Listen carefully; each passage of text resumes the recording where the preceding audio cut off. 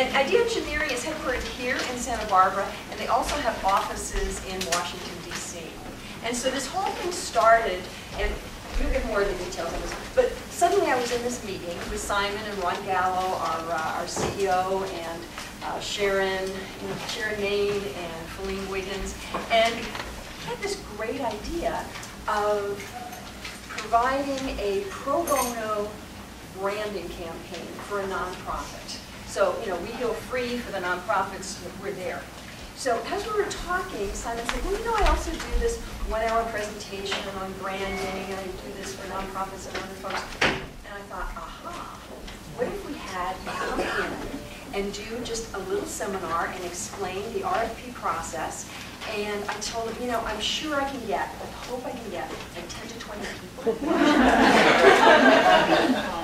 So obviously there's great interest here in this particular area.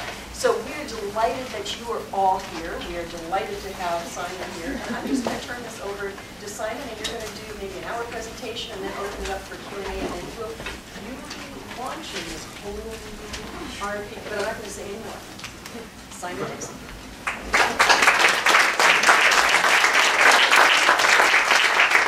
Thank you.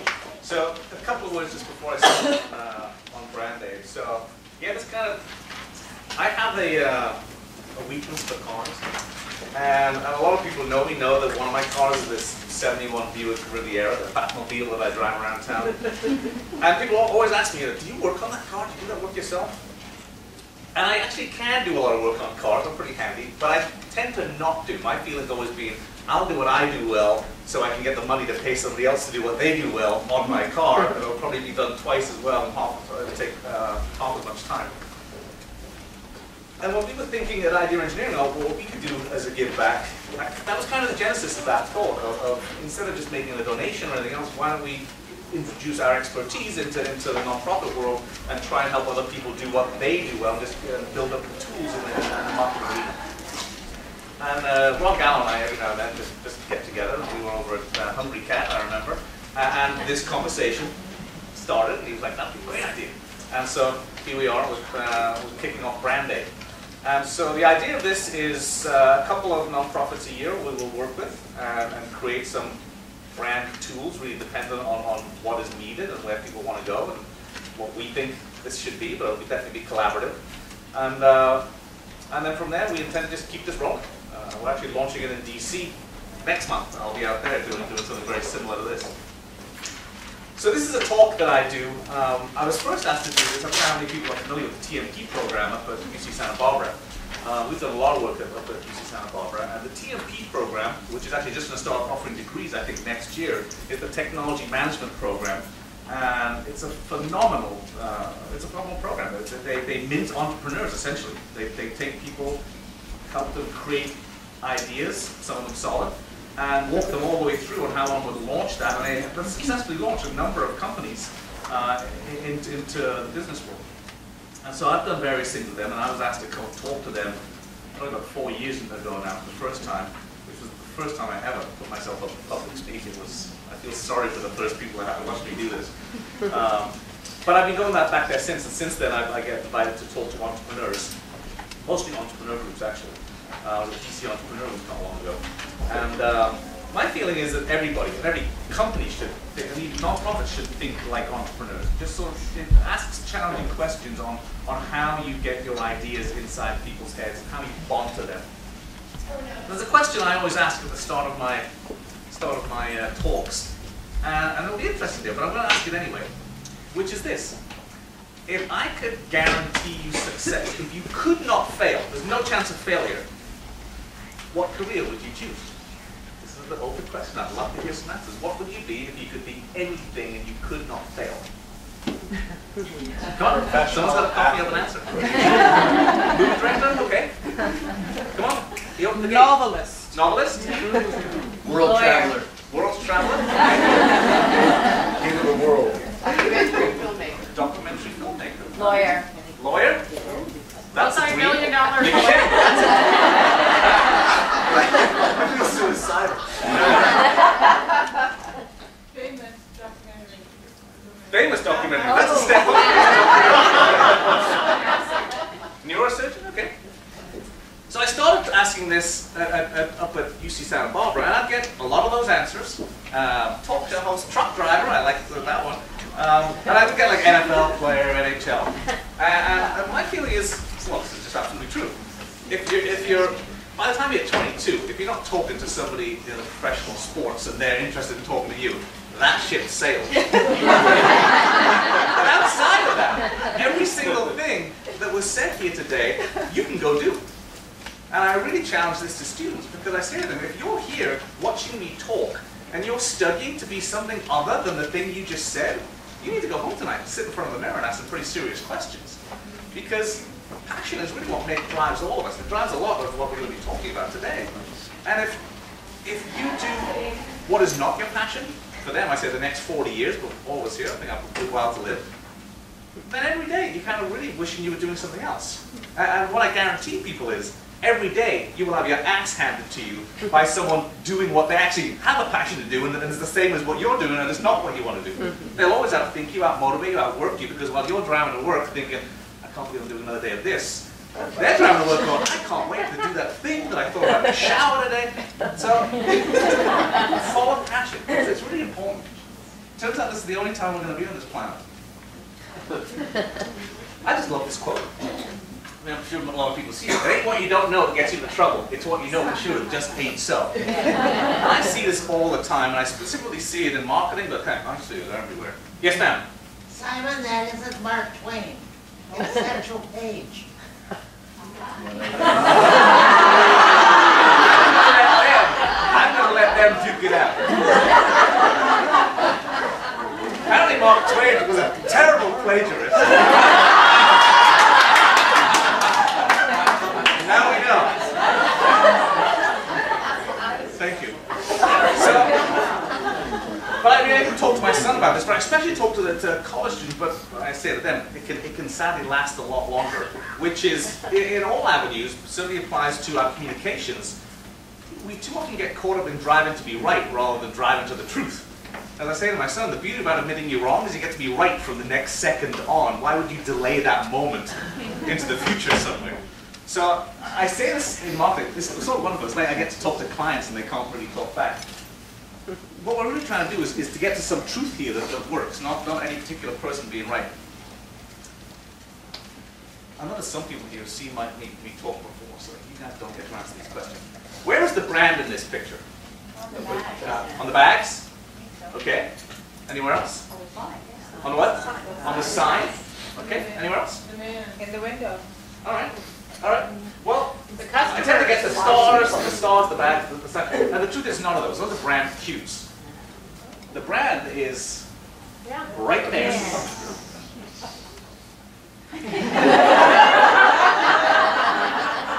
Whatever people think you are is effectively what you are to their wallets. It doesn't matter how great your organization is. If people think you suck or you waste money, you suck and waste money to their wallets. They don't give you any.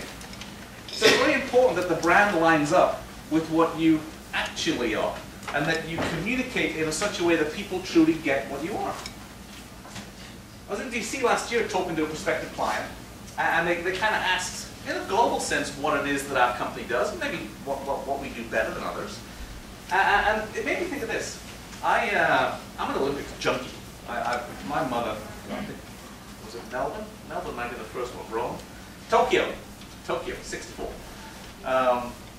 My mother will have me watch. In Olympics, it turns out, this comes somewhat strange to learn from Americans, that the other countries sort of challenge each other. It's not just America versus the world. Other countries actually compete against each other too.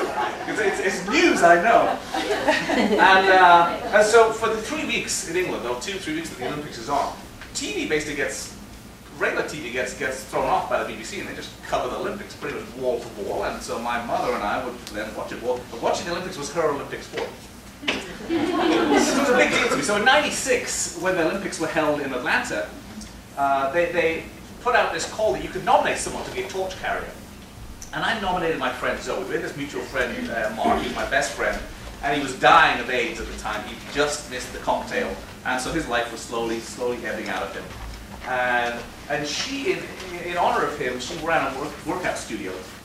She created this very low impact, free workout that people who are dealing with terminal illnesses could come and do. And it's really helped increase the quality of their lives. And so, you know, I'm a writer, I wrote this thing, I sent it in, and lo and behold, she won this nomination to be a torch carrier in Washington, D.C.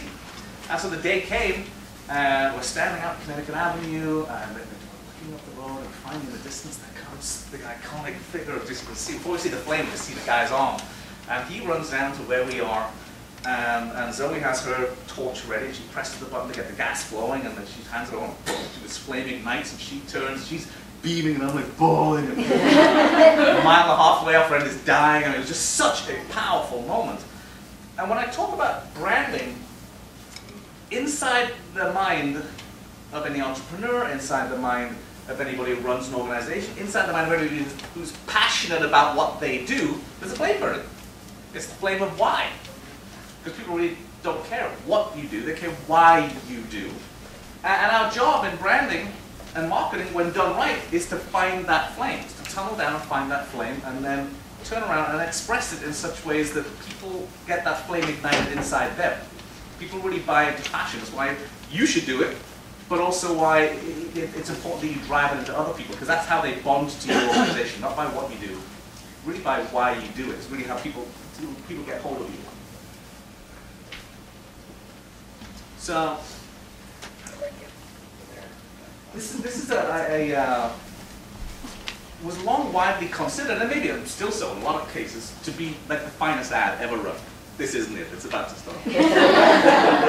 It's whatever you believe it. And it's the 1984 ad for Apple. I'm sure a lot of people have seen this ad. You know, before I talk about it, Today we celebrate the first glorious anniversary of the information purification. it's hard to get them into these It's time your history from a garden of pure ideology, where each one remained blooming, secure from the pests of any contradictory influence. Of course, is more powerful a weapon than any fleet or army on earth. We are one people, one will, one resolve, one cause.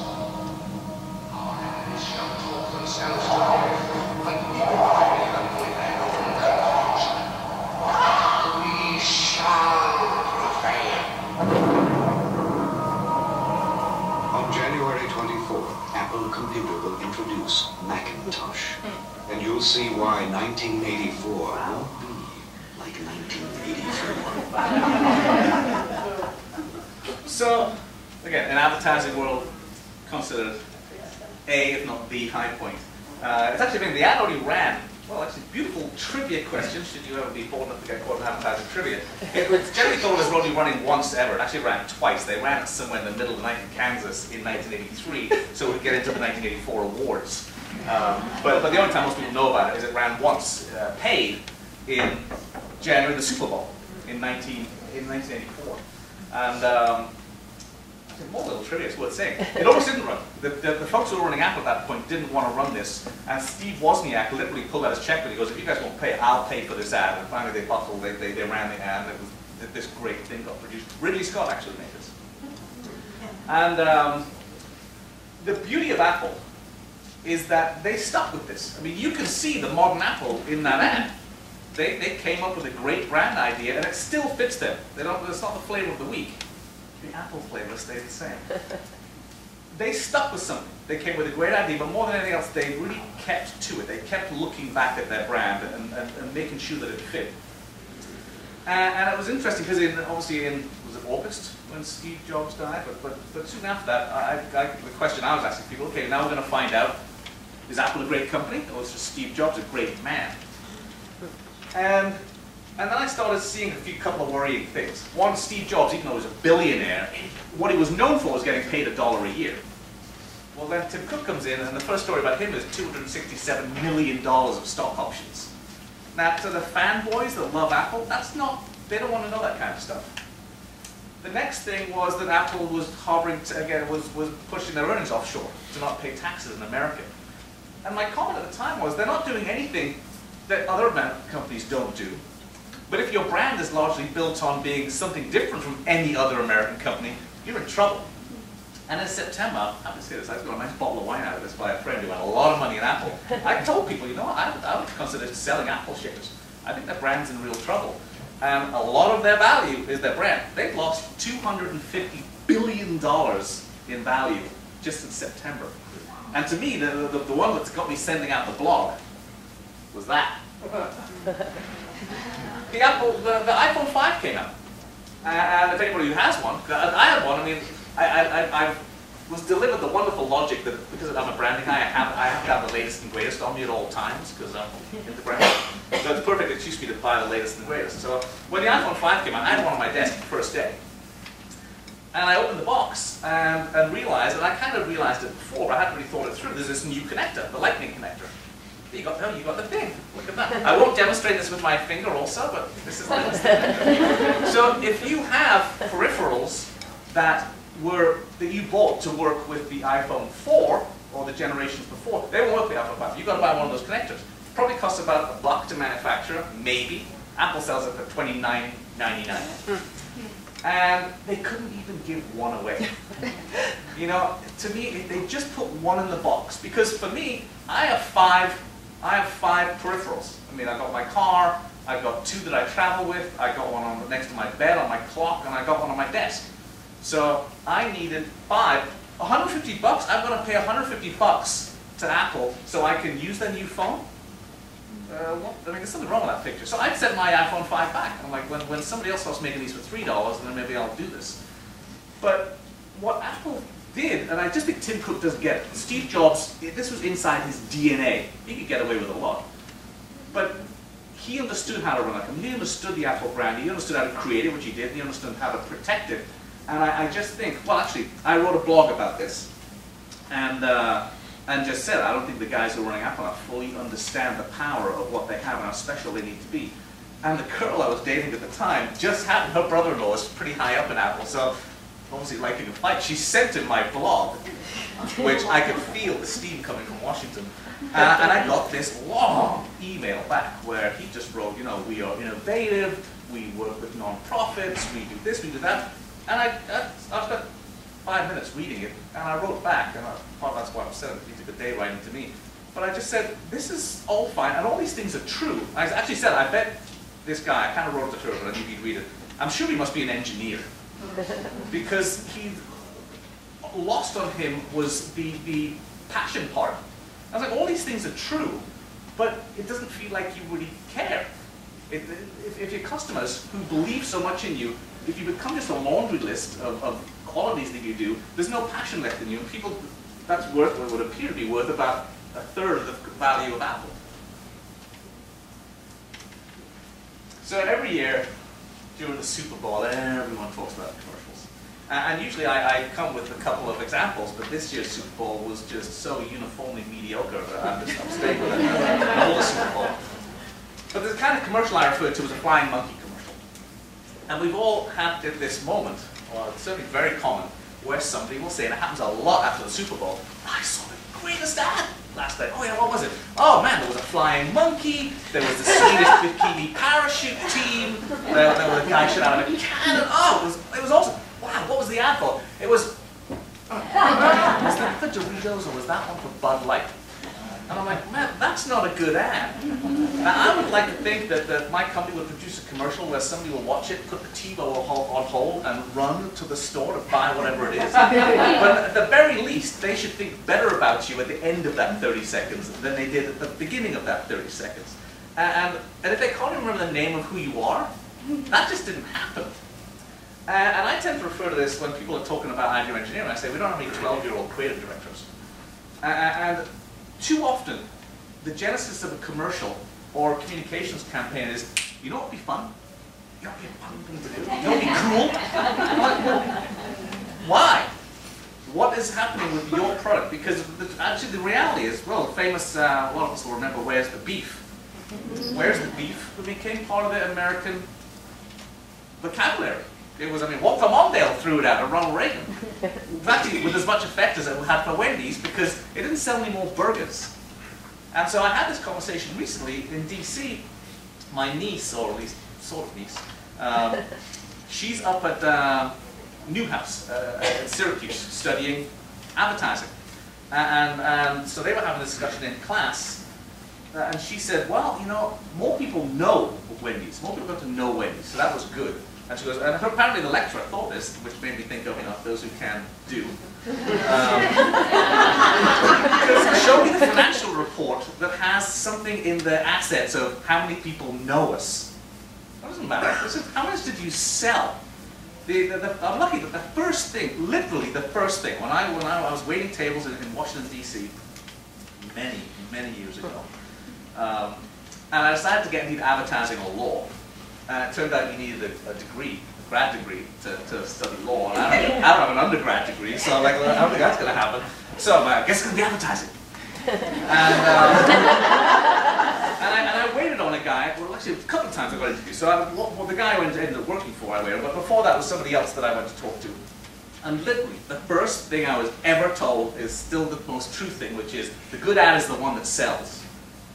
That's what you're driving towards. It's not how many people laughed, how many people thought it was cool, it's not a highlight reel for the creative director.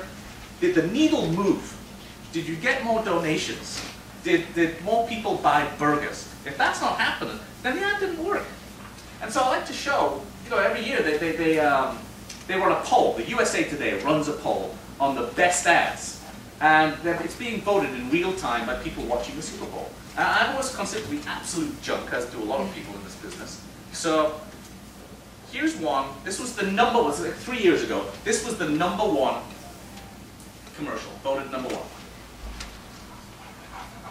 Hey, Don. Anti-bark color. You want a Dorito, you gotta speak. Speak. Oh, come on.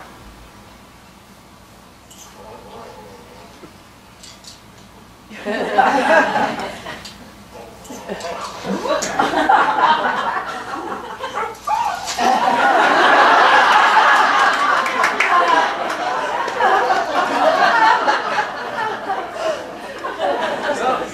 a ton of fun, and it's very entertaining. But as an ad, I kind of hate it, because I just don't think it really causes people to buy Doritos. You like the commercial. Now we go to what was voted on the 45th ad of that Super Bowl. I happen to consider this vies with the 1984 as the best commercial of all time.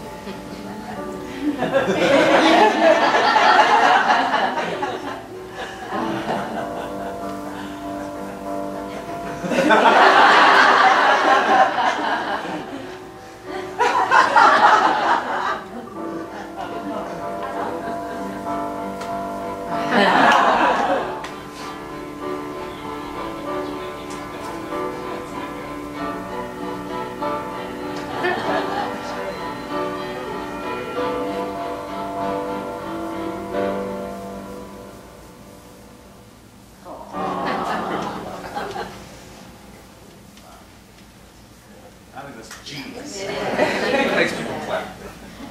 You know, I mean, I've watched it 100 times. I still kind of get glassy-eyed when I watch it. And it's not just because I have a weakness for women with French accents. But you didn't see anything other than the product being used.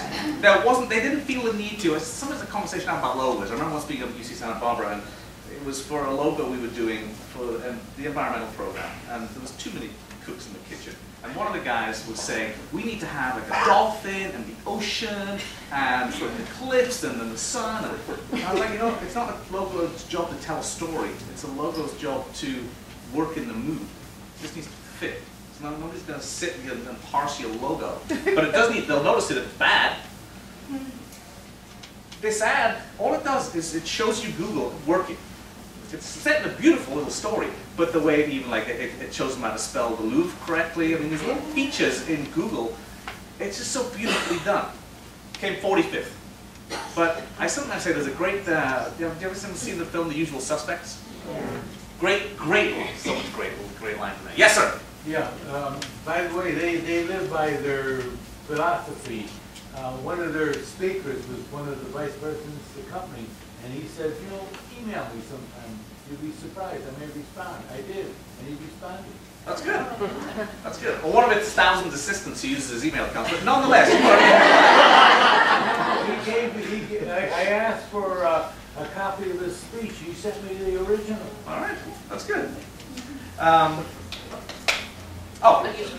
Usual Suspects. Great line in there. Thank you for that. Where he says that the greatest trick the devil ever pulled was convincing people he didn't exist. And I sometimes think that for more than one reason about my business, which is when people tell me advertising doesn't work, I'm just like, you know, enjoy that while you're climbing into your advertised car, heading off to that advertised restaurant, you know. As long as you think it doesn't work, it's probably getting more effective if people are doing it right. Yes, ma'am. I was wondering if you have some thoughts about the kinds of commercials, for instance, that recently Carl Jr. is using. They use like top models or women who are very scantily clad. I have thoughts about everything, but that one I'd like to answer at the end. Okay, great. Yes, but there will That be one Q&A. seems- But yes, I have plenty of opinions.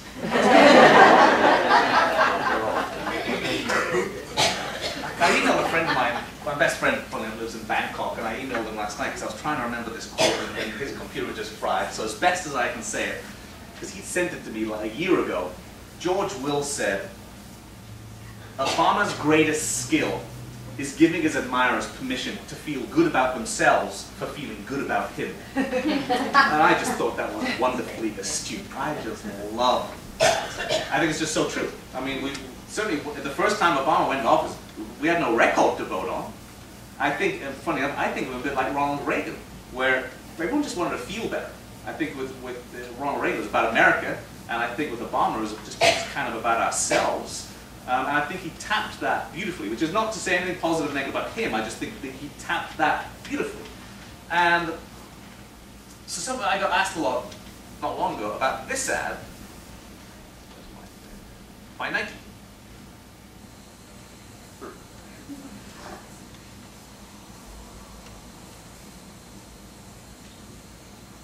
Greatness, it's just something we made up. Somehow we've come to believe that greatness is a gift reserved for a chosen few, for prodigies, for superstars, and the rest of us can only stand by watching. You can forget that. Greatness is not some rare DNA strand. It's not some precious thing. Greatness is no more unique to us than breathing. We're all capable of it. All of us.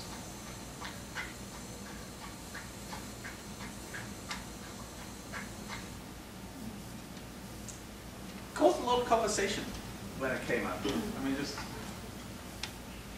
there's actually an ad out right now that it was in the Super Bowl. And who was it for? Don't quite remember. But I had a lot of people racing across the desert. One of them, Coke, okay. And in amongst that was an Arabian gentleman with a camel. And this caused a firestorm. People were like, oh, you're saying the Arabs are camel jockeys. And it's like, okay, I think people do ride camels out there, so. But there's always, I mean, I think a lot of it's just driven by the media, that they just want someone to talk about, so they'll find somebody to bring on to get upset. Americans love being upset. And this did. People will say you're taking advantage of the fat kid, or then of course people go, no, we're lifting up the fat kid. And my thing is, what Nike does so well is the thing that Obama does. Gives us permission to feel good about ourselves because we feel good about him. And what they don't try and do, you know, it's funny, America loves slapstick, like Benny Hill is huge over here. Or people, oh, I love that Benny Hill. Like, Benny Hill's almost unknown in England. You know, because it must be like kind of dry humor, and something where you have to work to get to the punchline. Where in America, slapstick is, I mean, the Three Stooges, I mean, you know, somebody's going down on a banana skin, that's top notch right there.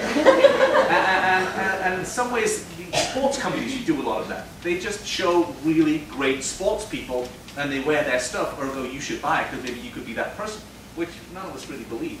What Apple does, what Nike does, is sucks us into this good feeling and gives us permission to feel good about ourselves because we feel good about him. I think they do it beautifully well. So it was interesting, the controversy that spot started, and no one really got what the ad was true. The conversation had nothing to do with what they were actually very successfully doing. There's actually not much of a story to this slide. I just like to use it because this is something you should do. This is just general advice to the world. In communications, consider telling the truth. And if there is not a compelling truth about who you are, or how you act in the world, or how your organization presents itself, or what it does, it's another time for serious conversation about how you're traveling through life. So, who's a believer in truth? All right, this one's very current. I'm going to play it. It's a little longer, but not terribly long. But this only came out a couple of weeks ago. For over 125 years, we've been bringing people together. Today, we'd like people to come together on something that concerns all of us: obesity, the long-term health of our families, and the countries at stake. And as the nation's leading beverage company, we can play an important role. Across our portfolio of more than 650 beverages, we now offer over 180 low and no-calorie choices. And most of our full-calorie beverages now have low or no-calorie versions. Over the last 15 years, this has helped reduce the average calories per serving across our industry's products in the U.S. by about 22%. We've created smaller portion control sizes for our most popular drinks, and we'll have them in about 90% of the country by the end of this year. We've added the calorie content of all our beverages on the front to help make it even easier for people to make informed decisions. For elementary, middle, and high schools, our industry has voluntarily changed its offerings to primarily waters, juices, and low and no calorie options. This has helped to reduce the calories from our industry's beverages in those schools by 90% since 2004. We support programs like the Boys and Girls Club of America that enable young people to get active and start healthy habits early. Leading is also about new thinking, which is why we will continue to work with scientists and nutritionists on innovative things like zero-calorie, all-natural sweeteners. But beating obesity will take action by all of us based on one simple common-sense fact. All calories count, no matter where they come from, including Coca-Cola and everything else with calories. And if you eat and drink more calories than you burn off, you'll gain weight. The well-being of our families and communities concerns everyone, and finding a solution will take continued effort from all of us. But at Coca-Cola, we know when people come together, we can make a real difference. To learn more, visit coke.com/comingtogether. Yeah, I won't do it with my hand either. You know, general advice to the world: don't go grocery shopping when you're hungry. Don't come up with marketing ideas when you're scared. They didn't need to do this. Well, firstly, you notice that the ad they spent $4 million to run in the Super Bowl was one promoting Coke. And to me, this is a lot like a cigarette company saying, oh, we make lighter versions. Or as Nancy Reagan once said, oh, I do keep a gun under my pillow, but it's only a small one. I'm like, oh, well, I'm not even small one. They didn't need to end this conversation. And I think it's bad for them they did. It's hypocritical. It's rampant hypocrisy. They got very bad advice on this. Now, I counterpoint this with this. I love this.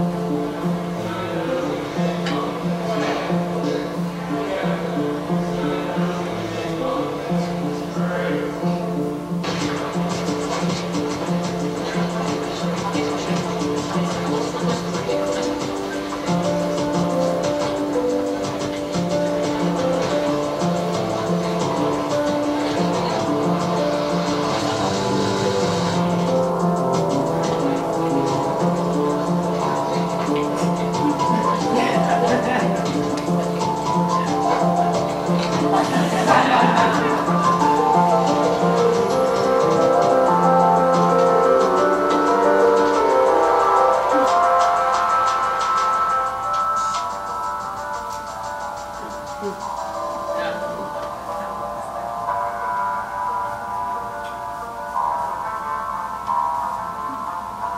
think that's beautiful. You know, and it's not hypocritical. I mean, these guys, they stand behind it. Firstly, they're part of a solution. I mean, Dove products are what imagines good for your skin. And they stand behind it also. They use the women that they use in their ads don't represent the one that was being Frankenstein in that particular ad. You'd think this would be pretty obvious, wouldn't you? Well, I wonder how many of you are guilty in this. So, this is, and for full disclosure, I'm kind of changing well, actually, because they still use it, maybe I don't need to disclose this. This is, it's not so much an ad, this is a video that was on we got this originally from the Amazon website. So this is something that Amazon themselves filmed with their own customers that they selected talking about their product. Okay. And there's going to be a small test after this, so just be listening to what people are saying. I'm not going to run it all, but listen to what they're saying.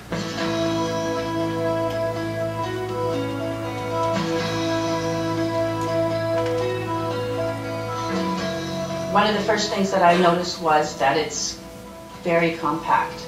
Everything about it is sleek, it's all enclosed, it feels really sturdy. It's thin, it's thinner than any book. It's about the same weight. It's really comfortable to hold. I read more, I read faster, I read a wider variety of books. I read books that I'm not familiar with, genres that I'm not familiar with, because of the wonderful opportunity to get free downloads of samples from Amazon. I'm reading far wider types of materials than I would normally. So easy to read. I mean, at first I was worried it would be more like a traditional computer, which makes your eyes tired, but it's exactly the opposite. It's actually easier to read than regular old books, which shocked me. Very easy to read. It's better than a book. It's better than a book. It's better than a computer. I'm reading a lot of different things that I haven't read in the past. I'm getting into different genres of writing that in the past I probably would have walked right past that shelf in the bookstore at the library. Prior to having a Kindle, when I traveled, it was always, hey, which 4 books can I afford to squeeze into my carry-on and, still have space for my 2-day or 3-day business trip. And now it's, I don't have to think about it. I just have this one device that it's always with me. The wireless. All right. What do some of these people say they like about the Kindle? Who was listening? What do they like about the Kindle? Size. Size, okay. Weight. Easy to read. Variety of reading materials. More books. More books. Exposure. New genres. Okay, so we were all watching. Well done. All right, so let's watch the ad that they use for the kids. So this actually is one of the original ads, but they still use the same campaign. So this is the one I tend to use. That was my disclosure. The ad actually came before those interviews in a way, but they still use the same campaign since the interview. Silver moons and paper dreams, faded maps and shiny things. You're my favorite one-man show, a million different ways to go. Will you fly me away? Take me away with you, my love.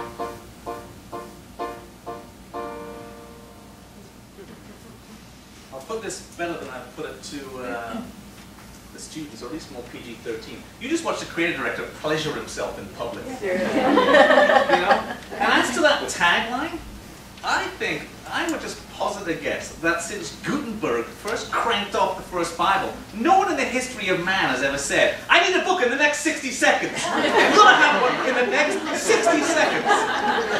Who's ever said that? But it sounds kind of cute. So that there is the tagline, and they're still using it. It stuns me, because I guess that means if the Barnes & Noble Nook starts being able to download your book in 45 seconds, then the Kindle must suck. Never brand yourself to numbers. People spend billions learning these lessons. And here's one example. So back at the turn of the century, turn of the last century, a little bit after, you wonderfully named, one of my favorite names ever, King Gillette. I guess so it all predated Michael Jackson and Prince and everybody. King Gillette came up with this idea for, well, what he called the safety razor, and I guess he wisely decided that bloodletting device would hurt sales, so he called it a safety razor. And his marketing idea was essentially either to give away or sell the razor for very little money, or frankly give it away. I still get free razors sent to me by Gillette. And you pay for the blades. And as especially any guy with a hard beard, though, that is pricey. And this made him a lot of money. Lasted for years, but over time, this being America, competitors came in and they started making blades to fit his razors. And he changed the design here and there, but nonetheless, eventually this was just, he had to find some other answer. Or not him anymore, but the company. And so, they came out with this. The Track 2 razor. Can anybody posit a guess as to why it's called the Track 2 razor? Two blades. And two blades have to be better than, of course, who wouldn't know that two blades with a Lubra strip, by the way, would not be better than one blade. And so this worked well for Gillette for quite a while. They made a lot of money. It was a great razor. This one actually did manage to shave you without slicing your face to pieces. But eventually, again, competitors came in. The big competitor here is Schick, which is Wilkinson Sword in Britain. They started making blades that would fit the Gillette system, or then other people like Rite Aid, you could buy knockoff blades that will fit. So Gillette spent an incredible amount of money in development and tens, hundreds of millions of dollars in marketing, and came out with the. Can anybody? Let's see if we can keep our record alive. Why would it be called the Mach 3? It has 3 blades, and 3 blades have to be better than 2. Yes! You got it, man. You and Gillette. You're there. You're there. And Gillette stood astride the top of the world and looked at everything they'd created and thought, we are the lords of the shaving universe. Who can assail us now? Well, I don't know, these guys? If you spend hundreds of millions of dollars educating the world that more blades is better quality, who's not going to figure this out? And what you have to understand is, when you make this mistake, your entire ad budget, everything you've ever spent, now belongs to them. They own everything you've ever spent. All the development you've done, they now own. And I remember, I figured this out early in my career. I did a lot of automotive. And you'd get someone spending $35,000, $40,000 to take a full-page ad in the Washington Post, saying, you know, like a Honda Civic, 19995. If somebody puts an ad on the opposing page, this big, that says Honda Civic 18995, your entire ad budget is now proving what a great deal they have. Do not brand with numbers. I mean, these guys, well, guess what? There we are. No number. I mean, you have the 5 blades right there, so talk about it. But now they talk about the shaving experience, because they can own that. And somebody, it's much harder for someone to steal that away than just a number. People get killed on numbers all the time.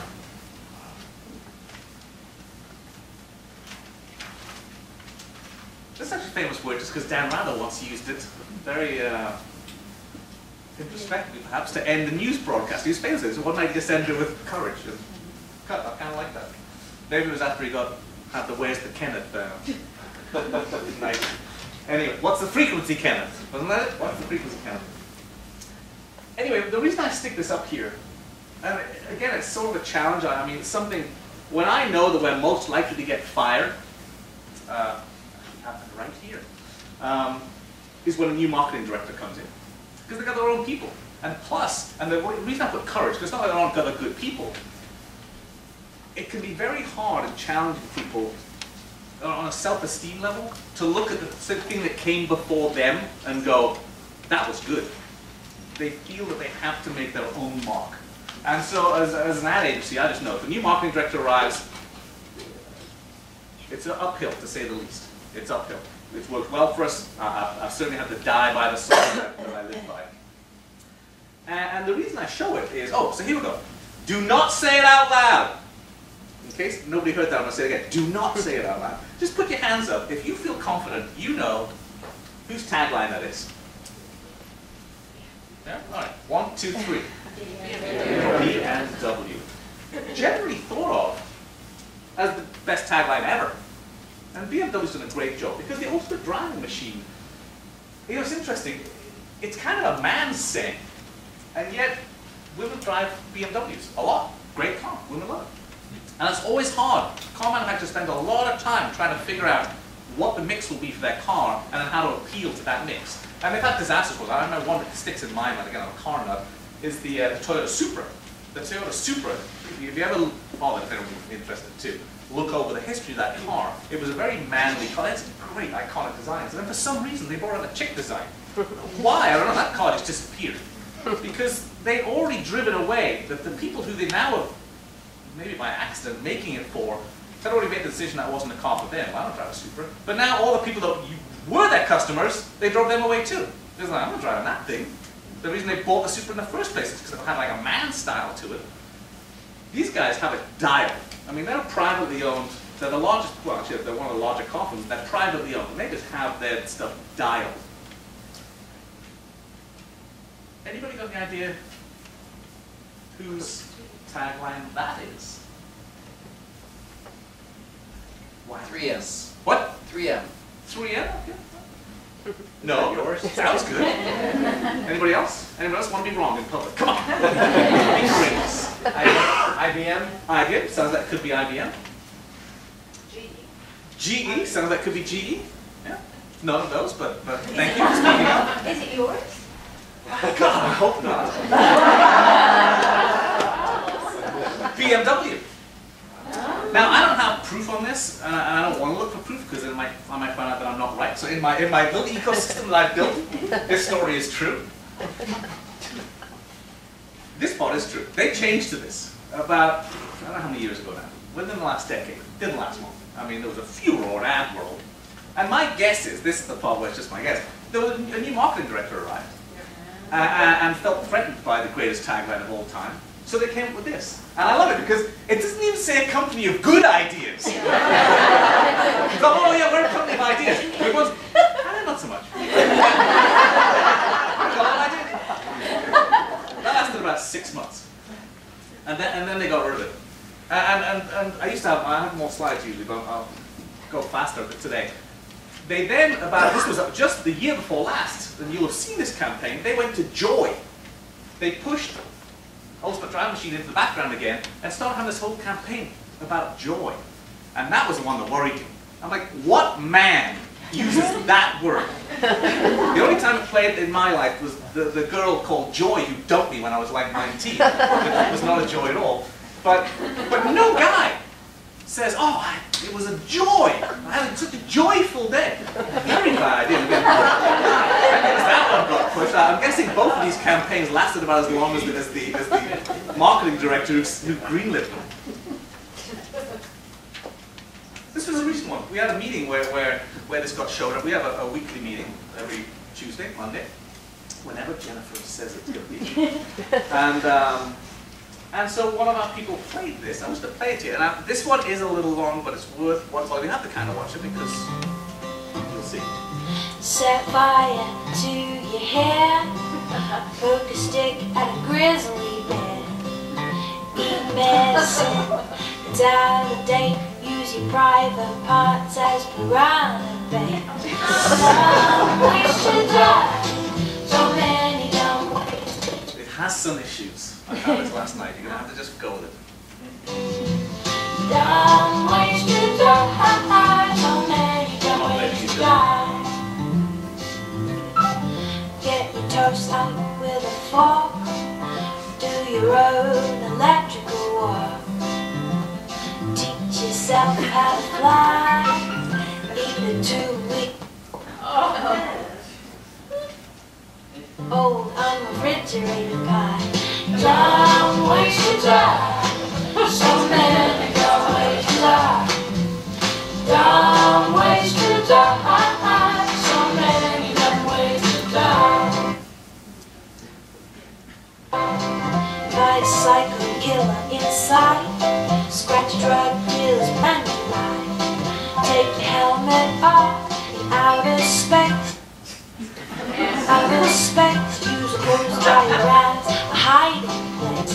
Don't waste your time, so many don't waste your time. Don't wait, don't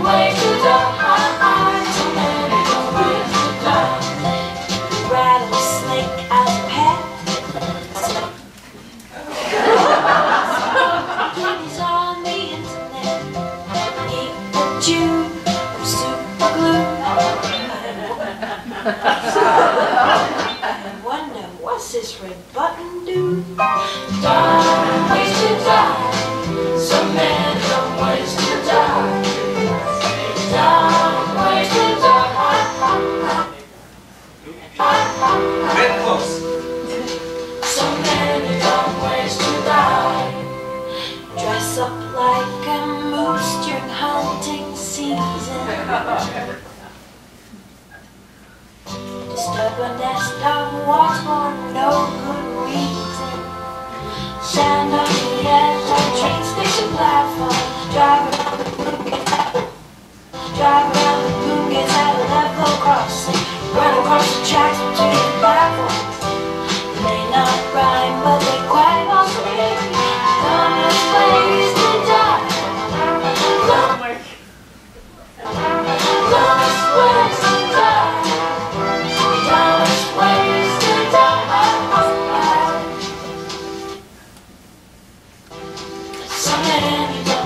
So many dumb ways to die. Be safe around trains. A message from Metro.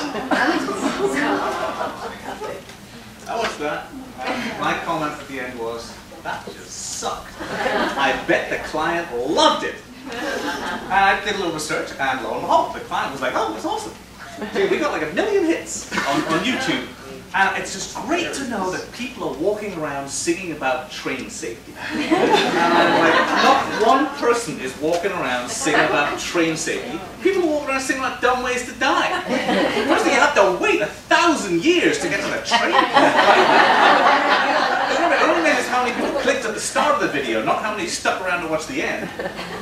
But also, and then they trivialize the very thing they want you to take seriously. I mean, the whole thing's fun. Dying is fun, apparently. It's awful. So just ask serious questions about it. Again, yes, lots of clicks. What are we doing? I don't know, I love that example. I realized last night that I wanted to put a title on this slide, but never said. The reason I used the slide is because there was a client in DC, and there may have been an accountant, but we're just talking about being on Facebook. And social media. This is everyone's scared of social media or think they have to be in social media and what's social media doing for us. Firstly, it's being treated, kind of like the internet was when the internet first started getting big, as if it's some special force in the universe. It is not a special force in the universe. It is just a message dispersal tool. That's all it is. And so the reason why I used this to talk to that particular client was, if your message sucks, now you just efficiently deliver your sucky message to 10 times as many people as you were delivering it to. Now we can confuse people on an even larger scale than we had been. So just remember, your message is key. And until your message is right, it doesn't matter whatever else you do. You're just choosing how many people that you're going to be delivering that bad message to. Get that right first. I got this yesterday. I think this is a disaster. So first, great photograph. This kills on Match.com.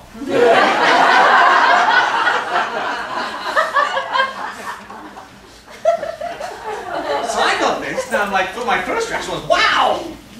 Wow, I'm one of the top 5% most viewed, and I bet it's true. I bet this is true.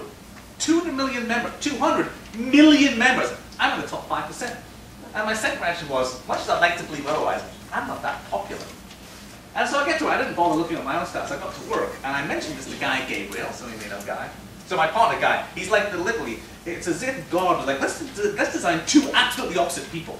And we are like chalk and cheese, as we would say in English. Except we always end up in the same place on what a campaign should be. On anything else, we're just, Guy's like a French poet that like smokes. And I'm not. But so I get to him, and Guy isn't great at sort of putting himself out in the public life. So I tell him about this, and he goes, oh, I got one too, I'm in the top 10%. So after I got past the part where I ridiculed him for being half as popular as me, I was like, now I can totally believe people aren't looking at, because he's just, that's not the way he goes about life. So again, we went straight to his computer and pulled up the stats. He had 8 people view his profile in the last month. And it was a quick extrapolation. Actually, we looked at one of their graphics, and we figured he had 150 for the last year. And so this company, the reason I sent this out is so you pay for the additional features. if anybody bothers looking, and people will, you can be in the top 10%. Out of 200 million people, you can be in the top 10% if your profile gets looked at 150 times. To which then you ask the question, well, why the heck am I doing this thing? Why would I then pay for a service where out of 200 million people, I can be in the top 10% if I get looked at 150 times over the course of 12 months? And again, it's one of these little things where somebody has this little fun idea, and it doesn't roll out. So I just like it, just yesterday. All right, so I was asked to show some of our work, and heck, why wouldn't I? So I'm going to, because I'll talk a little bit about how we do what we do and how we get to it.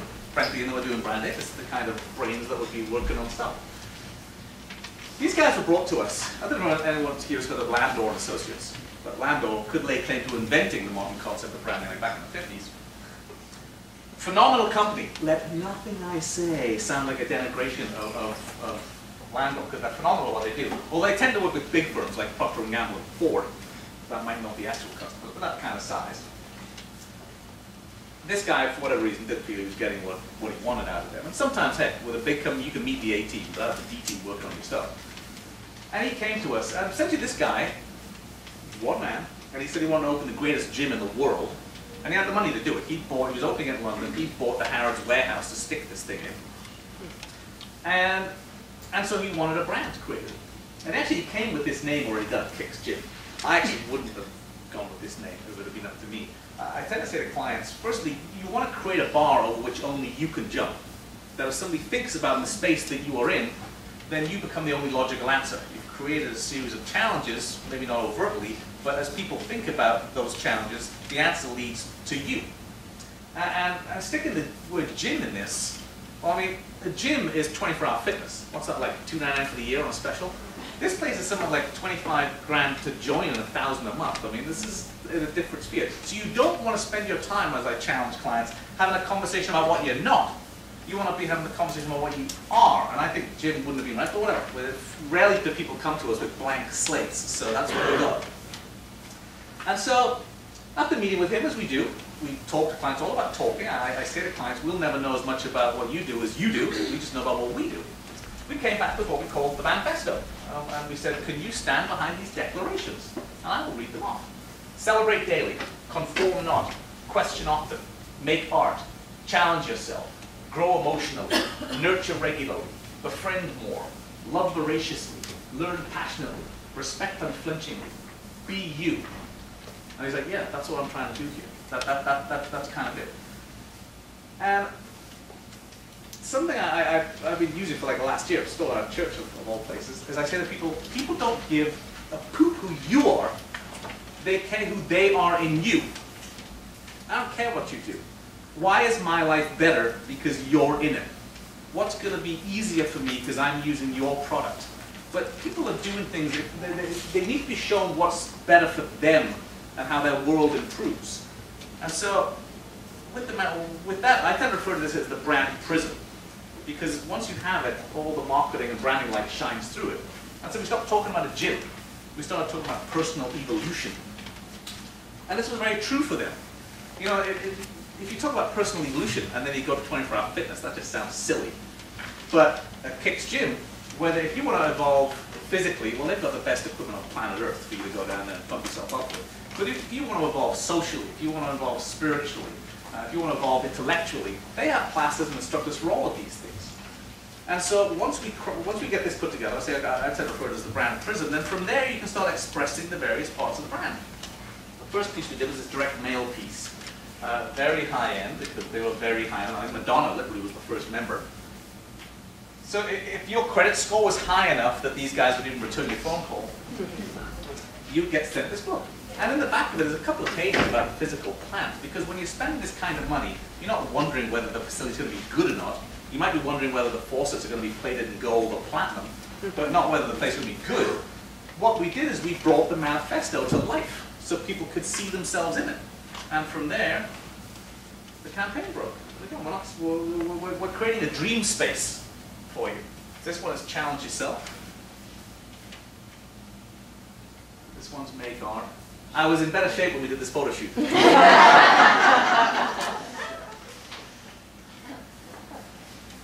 Celebrate Lloyd Daly?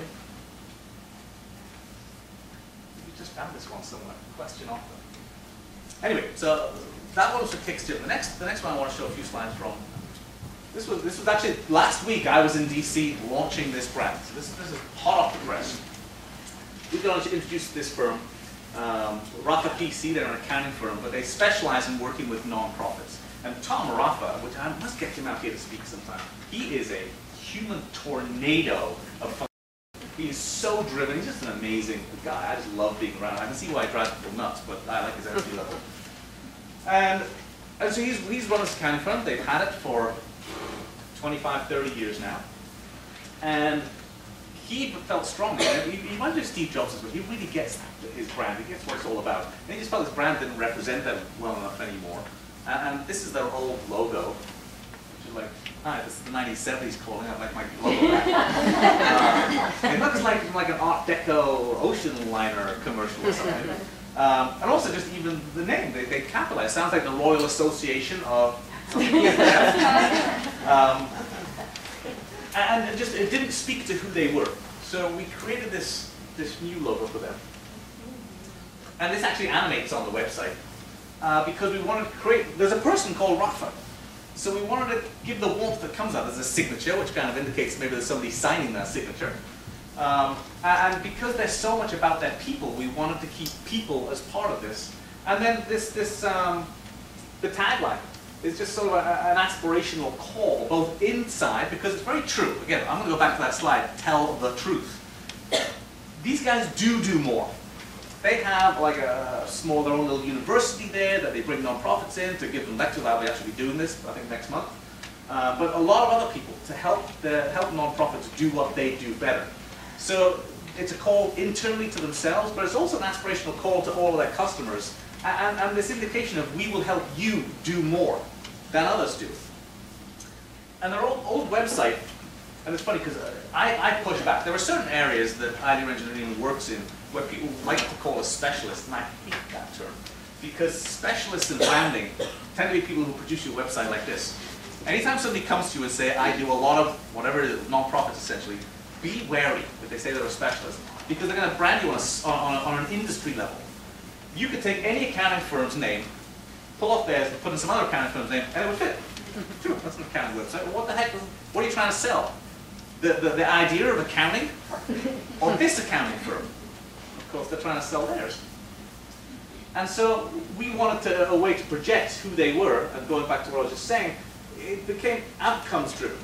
What's better in the world because these guys are rich? So what we did instead is we told the story through their clients. So this is all work that the nonprofit clients of theirs do, and do better because Rafa exists. And so on this site, I mean, as you roll over these, well, we're not live here, but as you roll over these, information comes out about things they've worked on, you can dive deeper.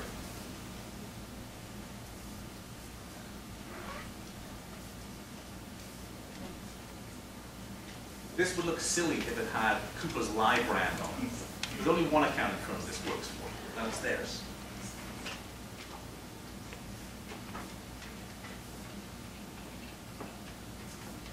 Done a lot of other, so this was for last year's corporate social responsibility report. So again, Rafa is very big as a person and as a company in driving. Tom Rafa actually started an organization called Companies for Causes in Washington, D.C., and they're doing amazing.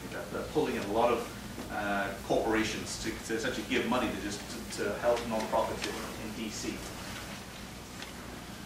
This is one's on the question. It's not even a print yet. This one's still under design.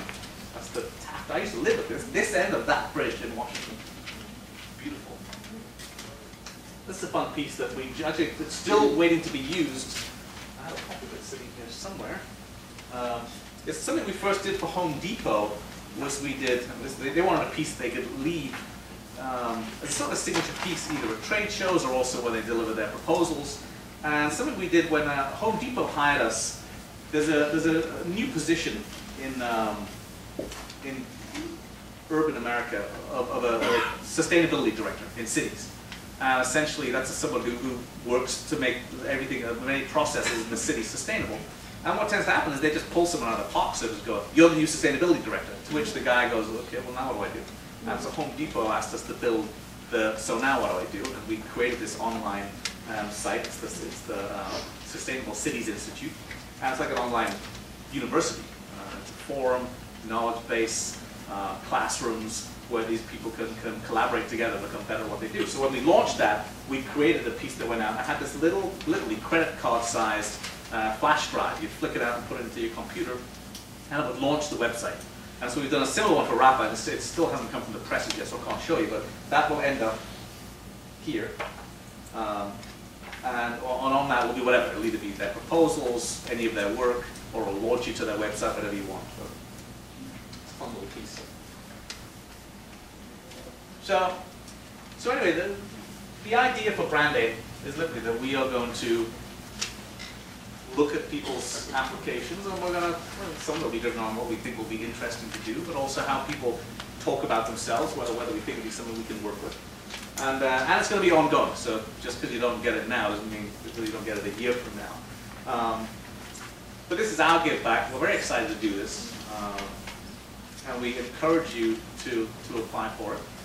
And if whether you do, whether you don't, I hope that you can put some of what we've talked about today to work for you, because there sure is a lot of room of people doing a lot of things better in communicating out there. Thank you very much.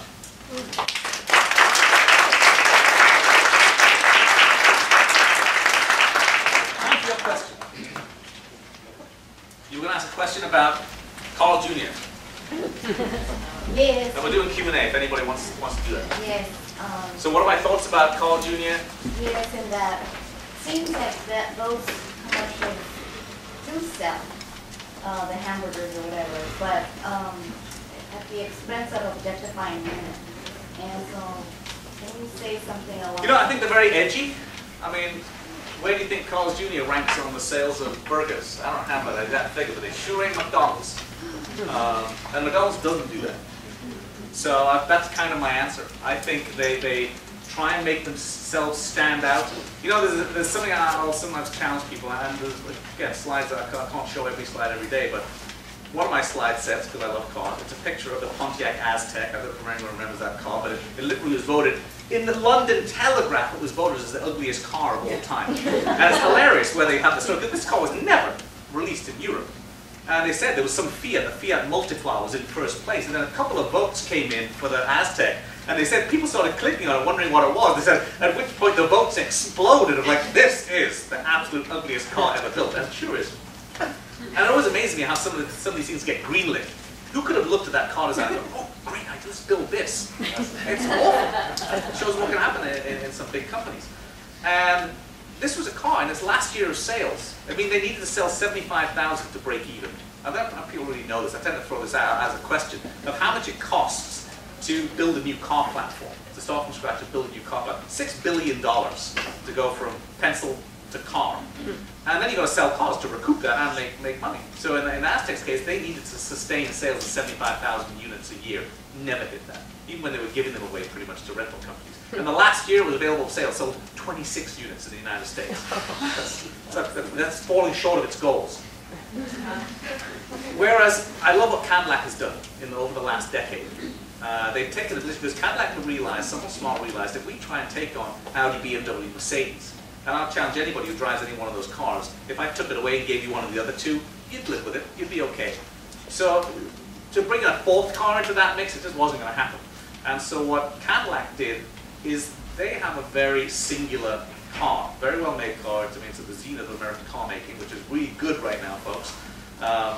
And they took a position, and I tend to say it's better to be loved by some than thought of as okay by everybody. Because if you're number 3 on everyone's shopping list, but they're only buying one, well, you've got a problem on your hands. Cadillac, you either like it or you don't. You know, but if you like it, you can't then look at a BMW and go, well, maybe I'll have one of those. It doesn't exist in the same universe. And so to some extent, Carl has a bit of that going on. There's a certain kind of sophomoric whatever that would appeal to, and I think that they're willing to take that risk, because otherwise they'll be number 2 or 3 on the shopping list behind McDonald's, and nobody goes out and says, I'll buy burgers in 3 different places today. So I think that's why. I don't like it myself, but I think that's why.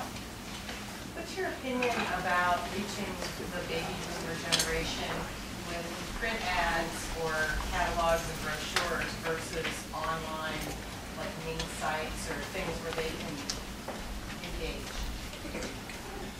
just say they're different. But You know, would you recommend using both, or like if you only had so many marketing dollars, what would you focus on for that niche market? You know, well, firstly, the beauty of online, to an extent, is that you can change things up. And a lot of bootstrap companies do that. They'll throw out a website, they'll see what kind of response they get to it, they'll take it down, they'll throw something. Startups tend to do it. I wouldn't necessarily recommend that to someone who's got a mature brand. Some of it can be cost-driven. I mean, there is things that you print, you have to print, and also that they become out of date, sometimes very quickly. You know, baby boom, that's a big swath of people. And heck, you've got 85-year-old people are comfortable online now. So I like online just because it's easier to know if people read it. You get feedback. When you send somebody something, you have no idea whether they actually opened it or not. I mean, I'm sure I'm not the only person here who opens my mail. I grab the mail out of my mailbox, I walk over to the recycling bin, throw open the lid, and that's where I saw my mail. And I may walk away with a quarter of what I started with. I mean, that's how much it's getting. It's not even being opened. I'm just looking through, it's getting tossed. And then I go to my indoor recycling bin where I will open things and look. But I'm still standing over a trash can as I get down to the last piece. So with online, I like the advantages of that. As far as print materials go themselves, you know, I think people get too scared of words. I think David Ogilvy wrote a lot about that. If people are interested, if people are actually interested in what you're doing, and it's written well and delivered well, people will read. It doesn't have to be just, you know, 3 words of pithy copy. If someone's interested, first just find out, I tend to say, figure out who you are. That's the most important part. Figure out who you are. If there's anything that all is about, figure out who you are.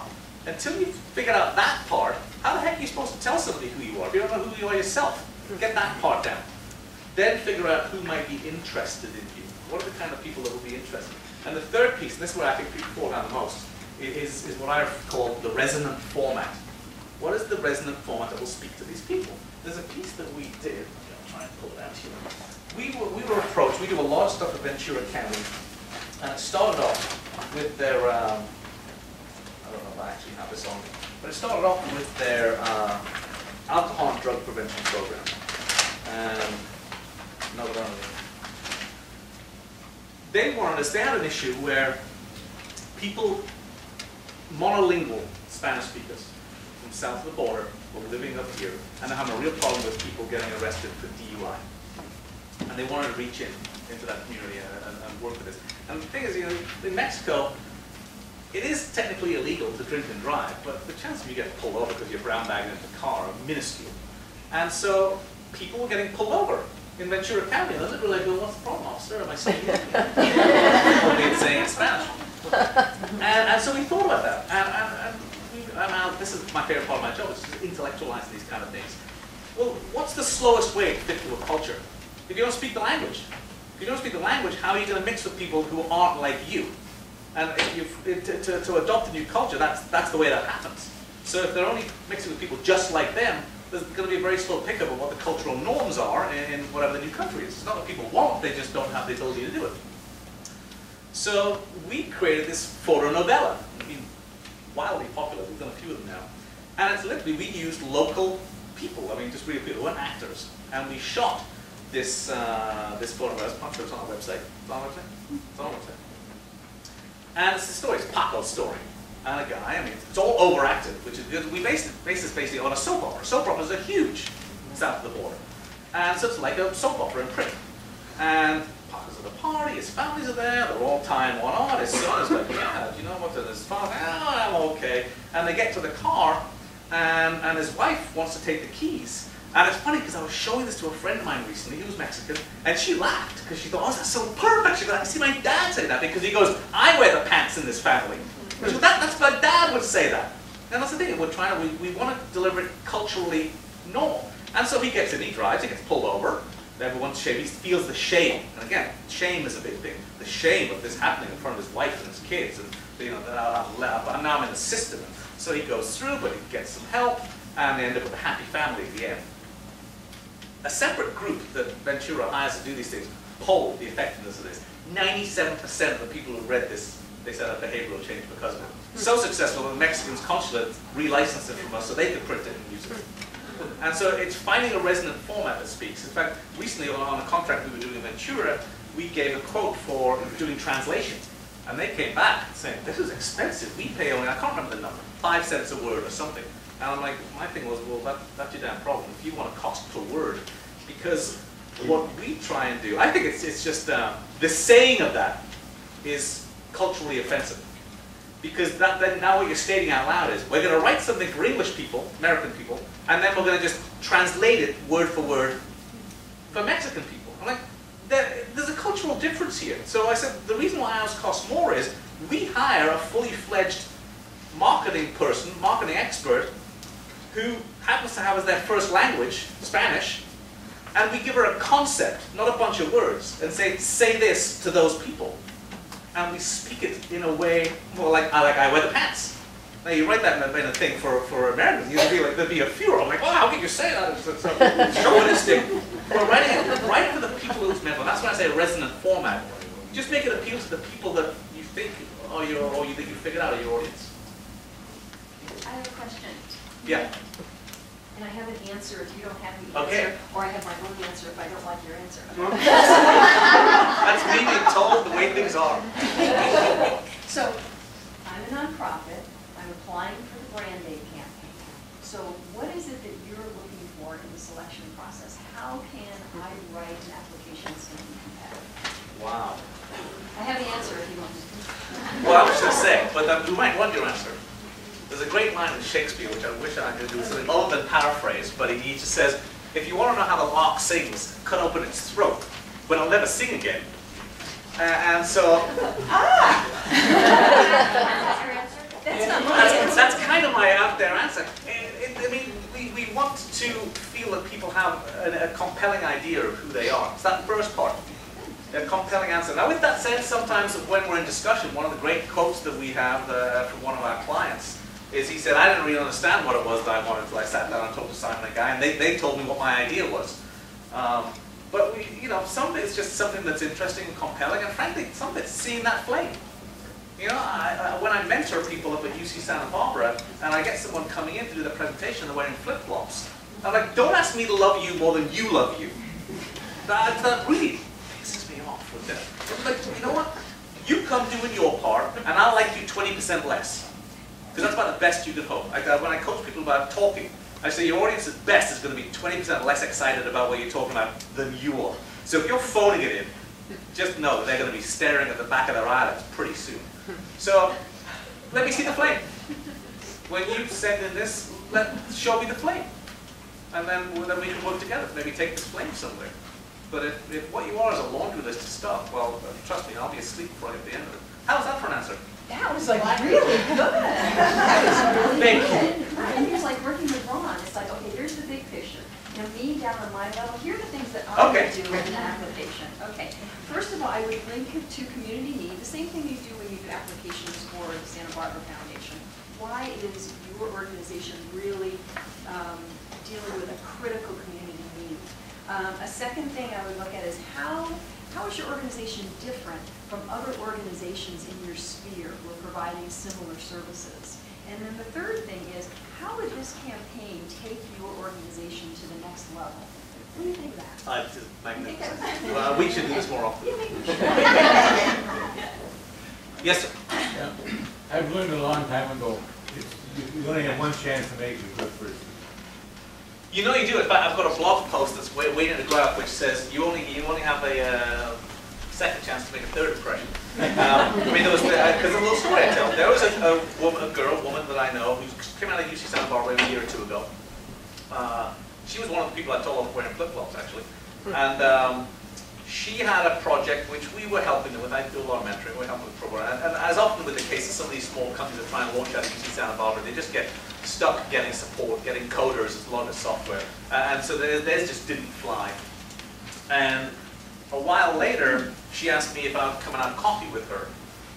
Didn't really say why, but ostensibly business. And I showed up, and she's there. She's taken a job in insurance and is there with her new boss and wants to sell me insurance. And I just went ballistic. Because like basically, you kind of lie. I mean, you're lying to me. You know, you didn't tell me why we were meeting, and now this is going to go well. Go back to Match.com, it's where somebody lists themselves at whatever age, 40, and then a few lines down they go, well, I'm actually, 50, but I figured you wouldn't look. I was like, so let's say, we're starting off with a lie, but now it's going to go well. So, now. So I have two related questions. I feel like we're in a good place with our brand. We've done some changing, more mission-driven. People know who we are.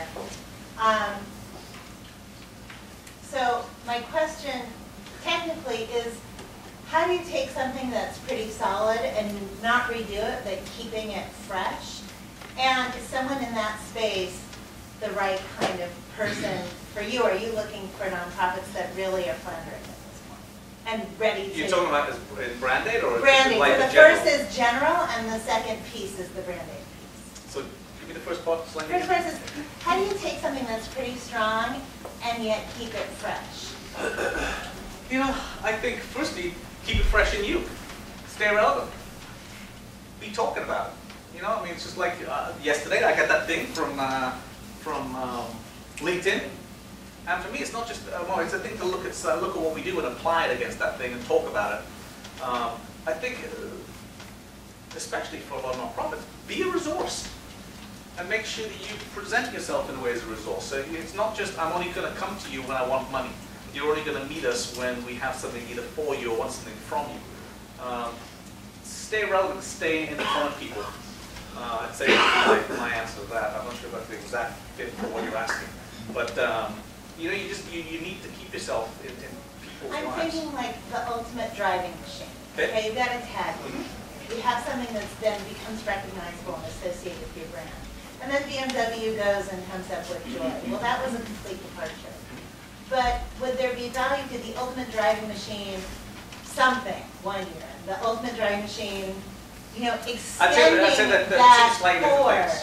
Your core is your core. That's who you are. Right. And I always say to clients, we'll start running a campaign, and it won't be long before they're saying, oh, we need to change the ads. It's been on too many times. I'm like, you know what? You watch your ad every time it comes on television. Yeah. Everybody else doesn't care about you. So right when you're getting sick of it is when other people are starting to notice it.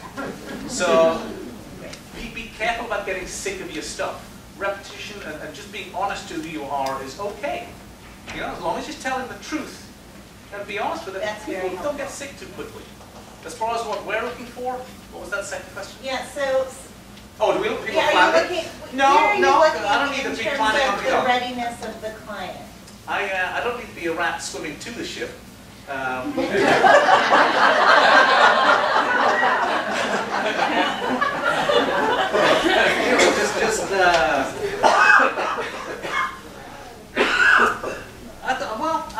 might get some guidance on that. I mean, it seems silly. If somebody's in real terrible trouble, I think we'd have to just look at it and think, okay, what's the trouble maybe coming from?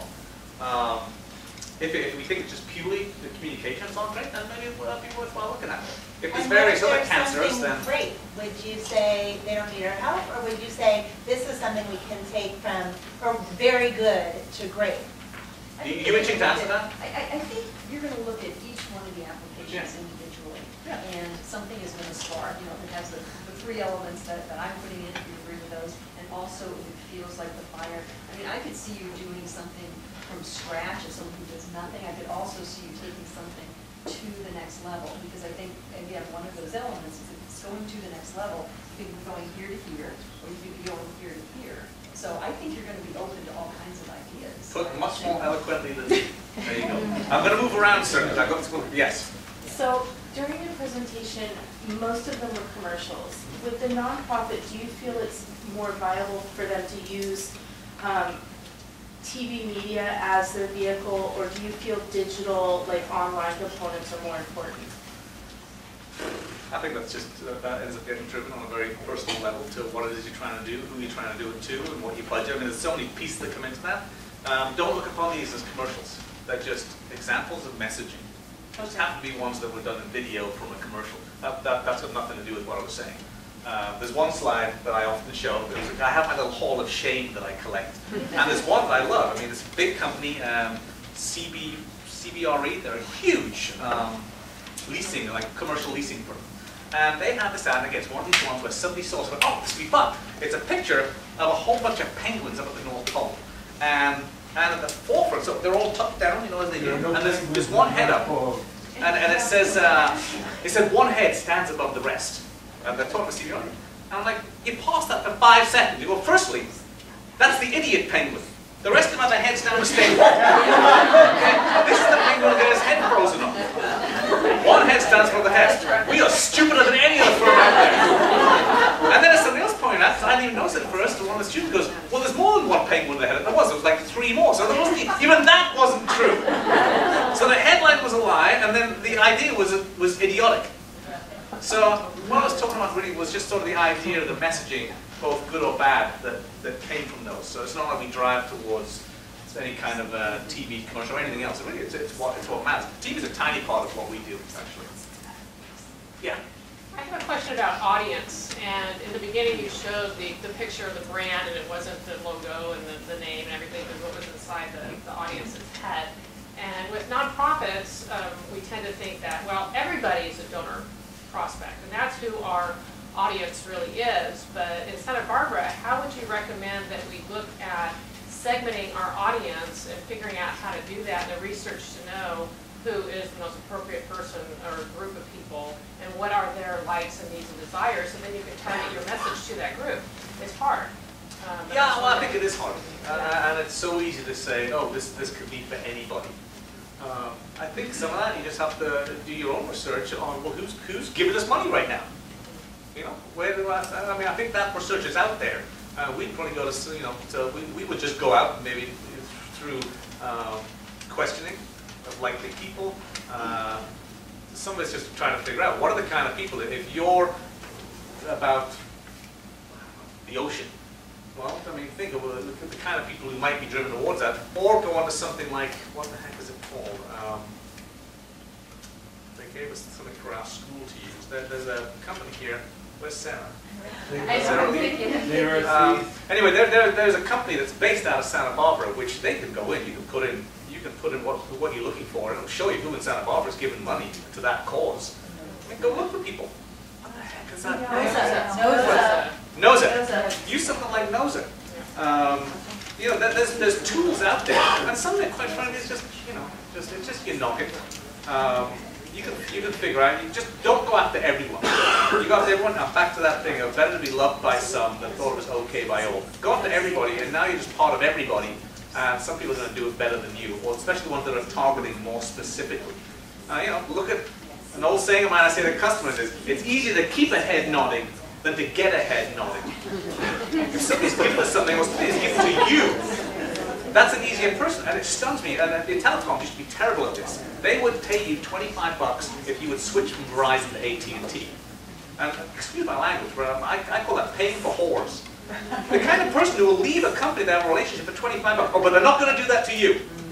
You know, I had a friend whose wife had an affair. I'm like, but you met her when she was married. You know it wasn't going to happen again later? I mean, if that's how you go after a person, remember, we're all people. Although Newt Gingrich said in the primaries, companies are people. Well, you know, in a way it's right, in a way it's not. Companies are made up of people. Because something I often will talk about, and I'll say it out loud, you'll get an expert who would come up here and say the opposite to me, but they'd just be wrong. People talk about B2B advertising and B2C advertising. They're the same thing. Companies are made of people. What do you think, it's a robot making a decision over that company? You're talking to people. And when people buy, this is an important little part of that sometimes comes in my lectures. People buy on passion. But it's very important. We got a client we were going to be taking on in DC who this really lit up for him. This was his moment. When I said, people don't want to feel stupid for buying your stuff later. People will buy, people will donate through passion. But it's very important to provide them with a better logic underneath. So when they go, oh, I gave them $1,000, what? And I had this moment after the Dream Foundation, actually. I gave $1,000 last night. Don't also coming after me. They got my $1,000. But it's like, yeah, but they provided me with that better. Yeah, but it's doing these things. So people actually very rarely give because of those things. They give because of the passion. But they need to know those things. Those things have to be there because that's the comfortable bed of logic they will want to lie on later as they look at that bank statement of what they just gave. No?